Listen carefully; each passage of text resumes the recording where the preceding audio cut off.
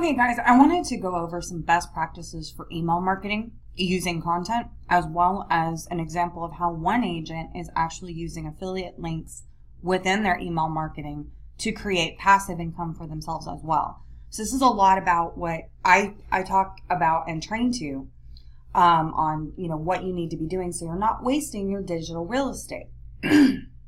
So with this, what this agent did was actually write a blog about ways to save for a down payment. So it's geared towards, a lot of first-time home buyers, right?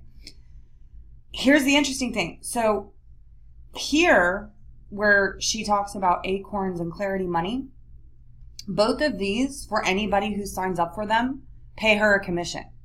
It costs nothing for the end user to sign up for these, but they're each one going to pay her a commission every time someone signs up. Acorns, for example, is $5 for every new user, and Clarity Money is a small percentage of whatever their monthly fee is.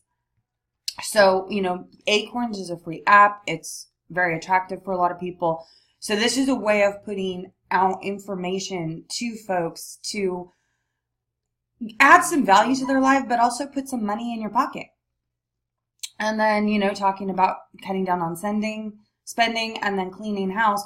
And then here's another affiliate link to a consignment app that pays a commission every single time somebody signs up for that service. So this is how this agent is actually leveraging the power of her email list to build passive income in addition to providing value to the people who are taking time out of their day to read their emails.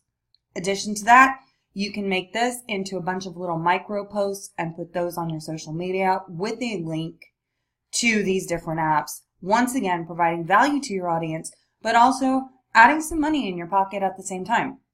So I really just kind of wanted to give you guys some best practices on how to really leverage this for yourselves and really make a difference in, your real estate business. So I hope you found this helpful. If you did, please pop on over, give it a like. And if you have questions, please leave them in the comments below. Thanks. Have a great day.